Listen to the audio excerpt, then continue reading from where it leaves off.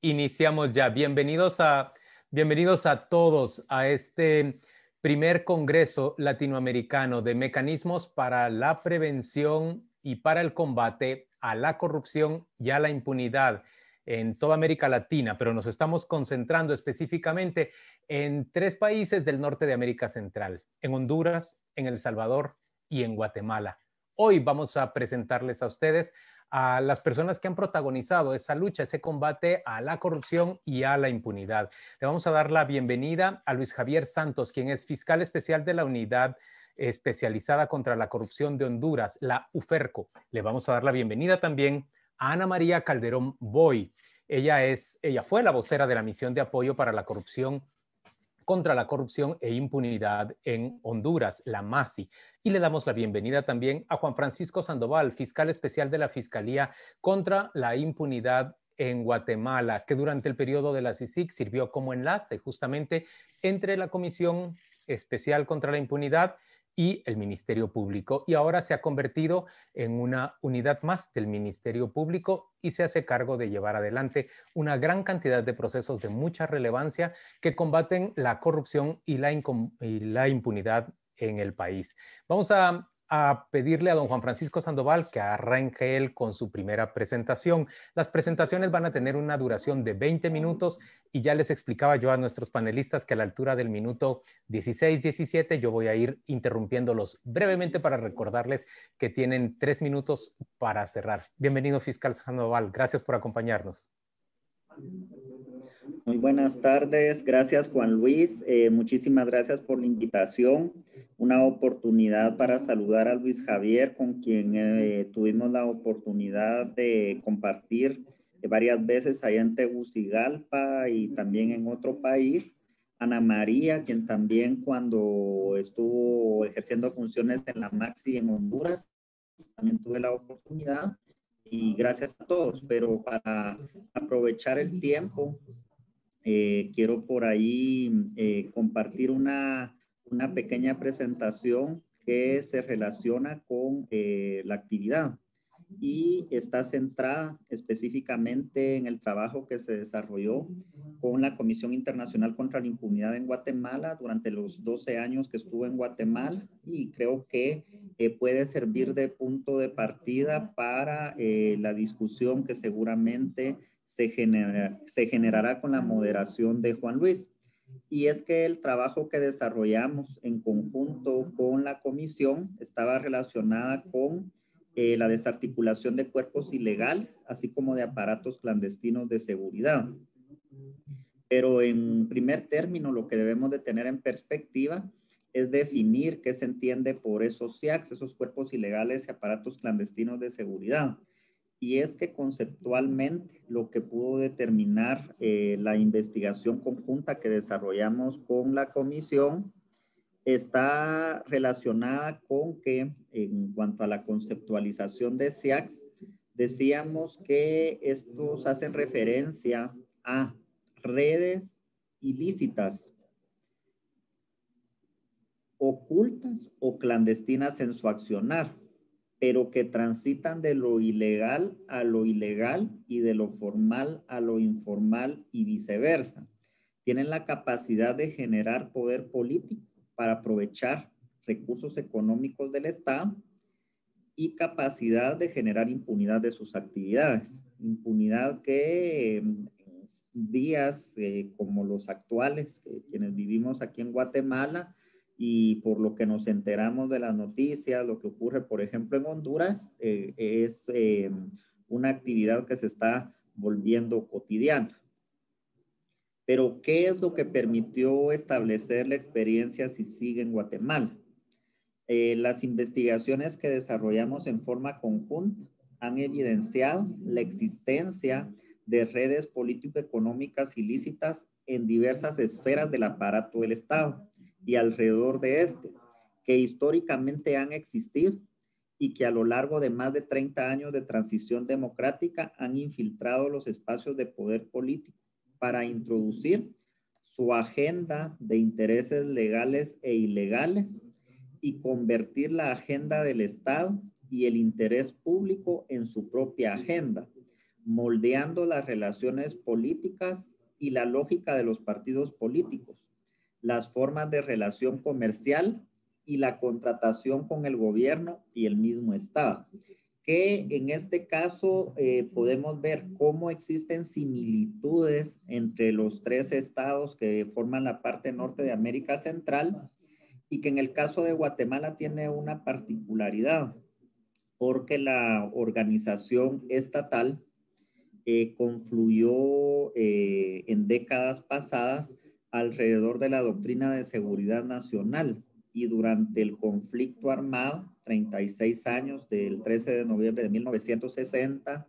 al 29 de diciembre de 1996, fue esta estrategia, que por una parte era una estrategia contrainsurgente, la que moldeó la forma y la configuración del Estado. De hecho, desde el año 1984 vivimos una transición democrática que tuvo como fruto la promulgación de la Constitución de la República del año 85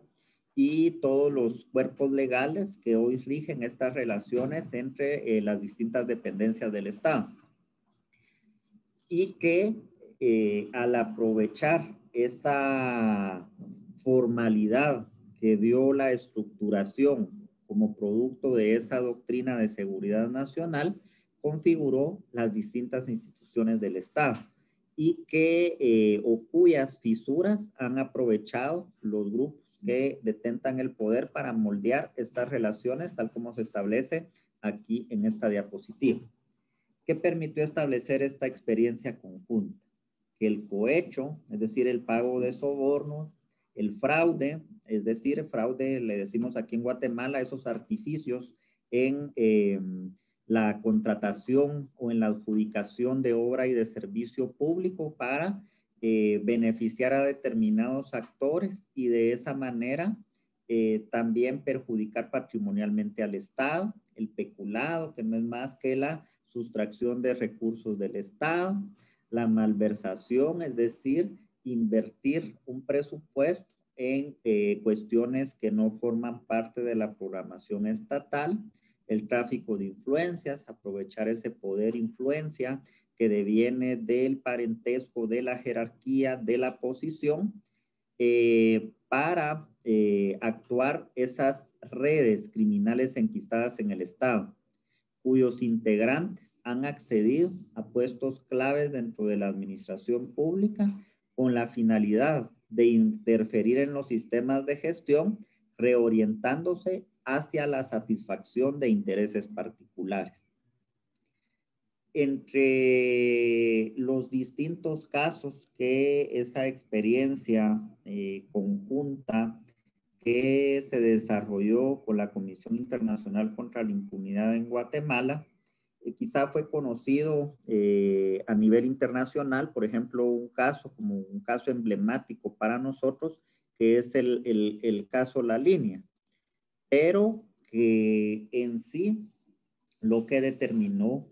la investigación que se desarrolló en ese caso fue cómo en la toma de una dependencia del Estado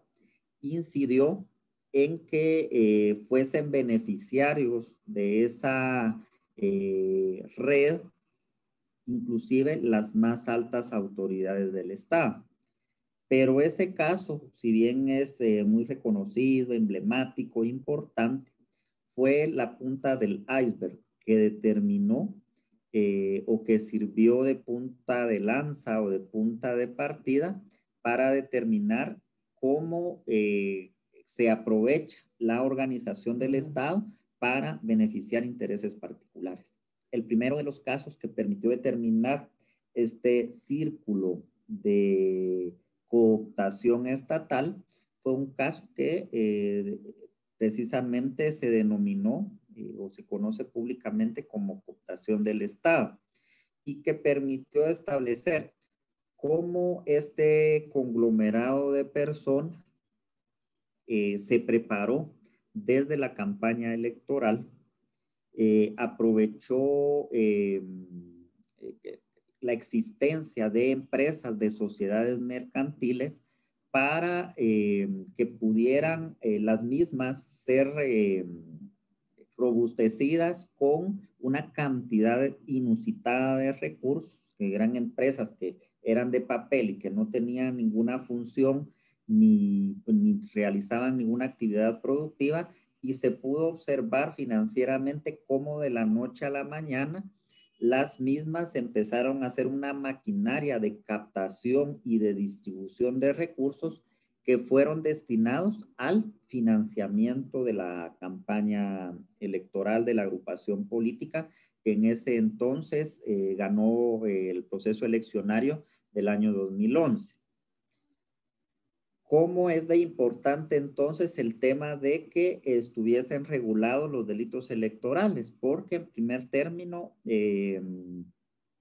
Estado, al establecer como uno de los bienes protegidos la pureza de los regímenes democráticos, que en el caso de Guatemala lo encontramos configurado en el artículo 136, numeral 3 de la Constitución,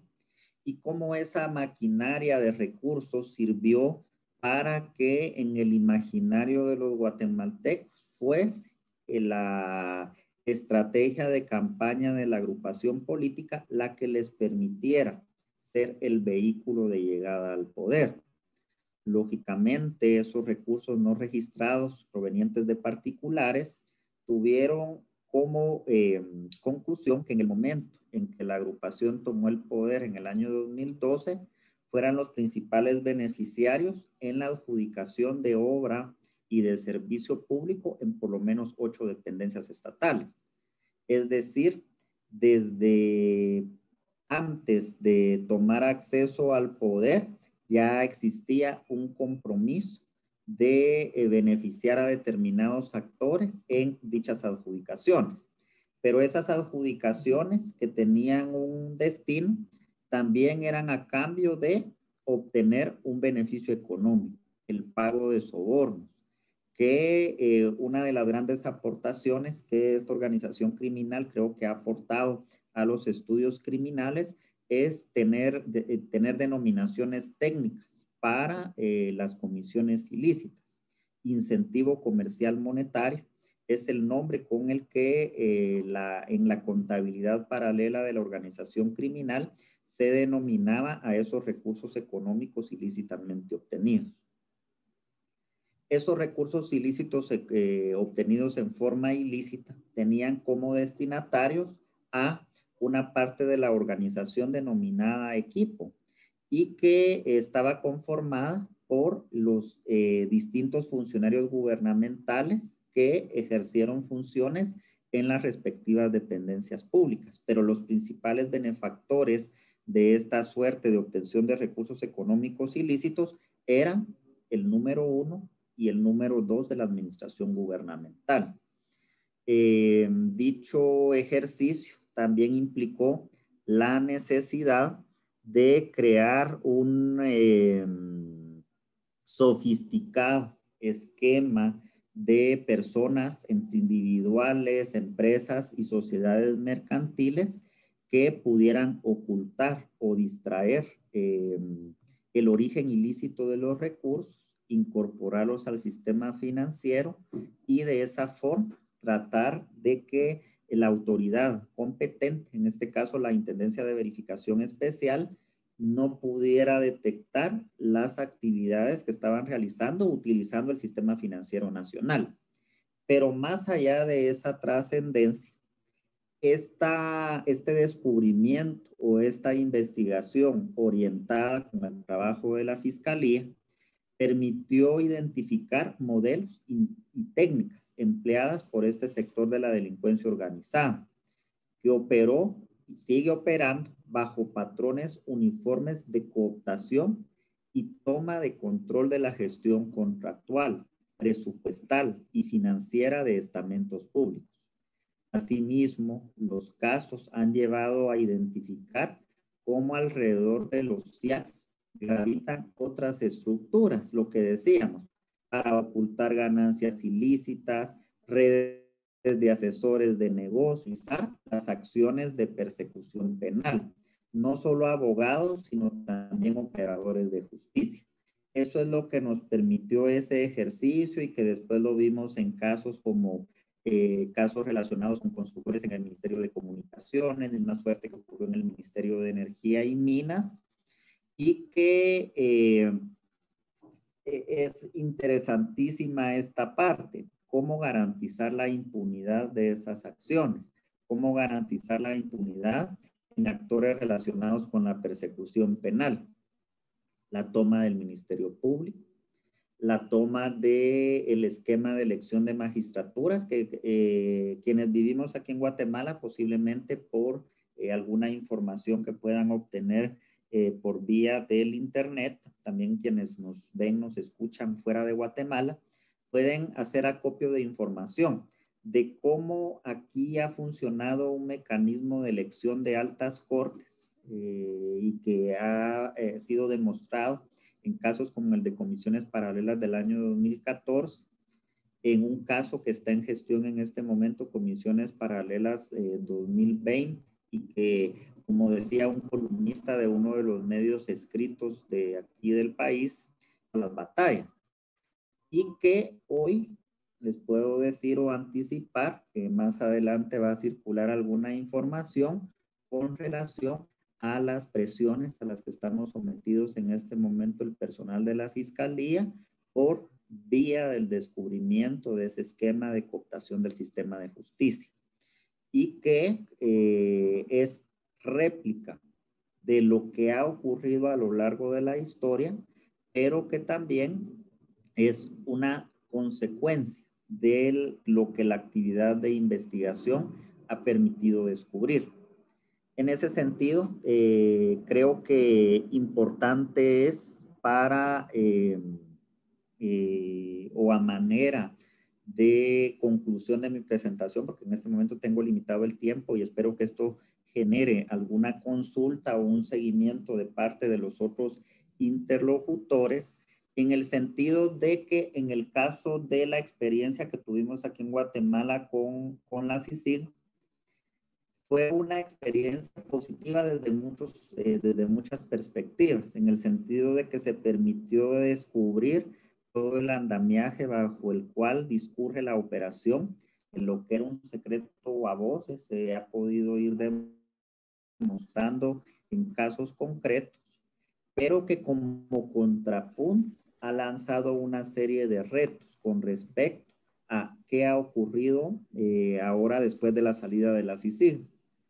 Inclusive antes de la salida de la comisión, vimos cómo, o vivimos cómo a finales del año 2016, cuando se empezó a rearticular todo este grupo de actores que permanente y sistemáticamente han tenido cooptada la administración estatal, al rearticularse, lanzaron una seria ofensiva que tuvo como consecuencia la salida vergonzosa de un organismo de Naciones Unidas, que creo que no, primero no eran las formas, los modos, y lejos de obtener un agradecimiento por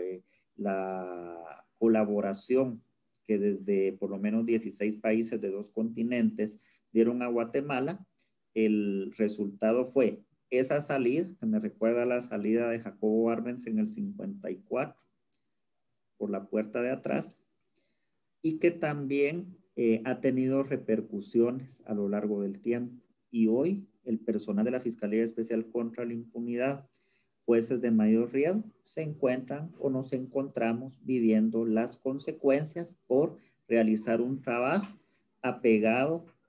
a la legalidad y en pos del cumplimiento de la cultura de legalidad, que finalmente es uno de los caminos por los que debe de transitar el cumplimiento de la meta de la búsqueda de la verdad y de la justicia. Entonces, únicamente es lo que quería compartir en esta primera parte de mi disertación. Muchas gracias, Juan Luis. Ahí le cedo el... Muchas